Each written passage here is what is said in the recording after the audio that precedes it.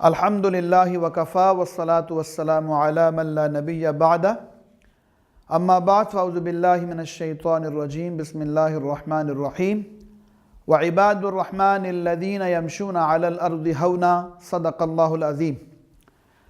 آج ہم اللہ کے بندوں کی جو پہلی صفت اللہ رب العزت نے سورہ الفرقان میں بیان کی ہے اس کا تذکرہ کریں گے۔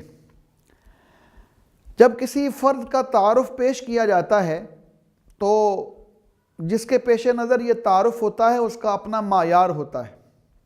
اللہ رب العزت نے اپنے بندوں کا تعارف کروانے کے لیے اور اپنے اصلی بندوں کا تعارف کروانے کے لیے جس پہلی صفت کو منتخب فرمایا وہ ہے انسان کی چال، اور انسان کی چال بھی کیسی کہ وہ زمین پر چلتے ہیں نرم چال۔ آپ دیکھیے انسان کی چال اصل میں اس کی شخصیت کا آئینہ دار ہوتی ہے۔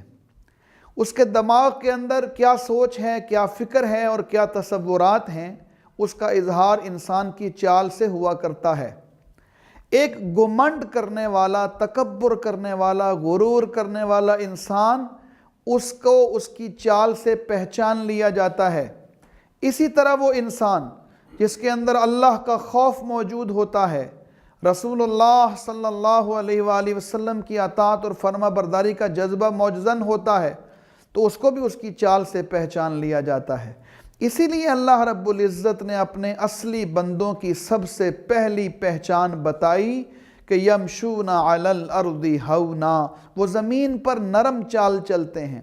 رسول اللہ صلی اللہ علیہ وآلہ وسلم کی چال کے بارے میں صحابہ کرام رضوان اللہ علیہ مجمعین روایت فرماتے ہیں، ایسے محسوس ہوتا تھا حضور اکرم صلی اللہ علیہ وآلہ وسلم کی چال کو دیکھ کر جیسے ڈھلوان سے اتر رہے ہیں، اور بڑے مضبوط قدم رکھتے تھے۔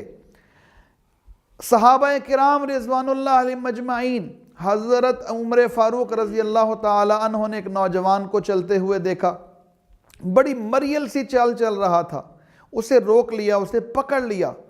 بتاؤ تمہیں کیا ہو گیا ہے، تم کیوں اس طرح کی چال چل رہے ہو؟ تو پتہ یہ چلا کہ انسان کی چال اصل میں اس کے ذہن کا، اس کے دماغ کا، اس کی سوچ کا، اس کی فکر کا آئینہ دار ہوتی ہے۔ اس لیے اللہ رب العزت نے اپنے اصلی بندوں کی پہلی صفت کو اس کی چال ہی کے رنگ میں بیان فرمایا ہے۔ اور ہدایت کیا ہے اس میں کہ انسان کی چال کے اندر تکبر اور غرور نہیں ہونا چاہیے، اور نہ ہی بناوٹی اور مصنوعی قسم کی انکساری ہونی چاہیے، بلکہ میانہ روی والی چال ہونی چاہیے۔ اللہ رب العزت نے قرآن مجید میں اور جگہ پر بھی اس کو بیان کیا ہے، وَلَا تَمْشِ فِي الْأَرْضِ مَرَحًا، زمین پر اکڑ کے نہ چلا کرو، إِنَّكَ لَن تَخْرِقَ الْأَرْضَ وَلَن تَبْلُغَ الْجِبَالَ طُولًا، تیرے اکڑ کر چلنے سے تو پہاڑ جتنا نہ بلند ہو جائے گا اور نہ زمین کو پھاڑنے کے قابل ہوگا۔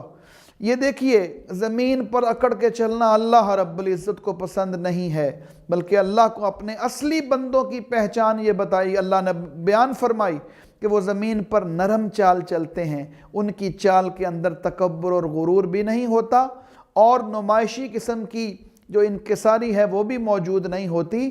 اصل میں وہ اللہ کے بندے بن کر چلتے ہیں، جیسا کہ حدیث میں آتا ہے کہ اللہ کے بندے کیسے ہوتے ہیں جن کو دیکھ کر اللہ یاد آ جائے۔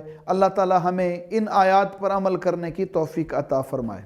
اللہم صلی علی سیدنا محمد وعلی آلہ وصحبہ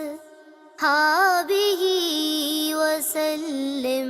اللہم صلی علی سیدنا محمد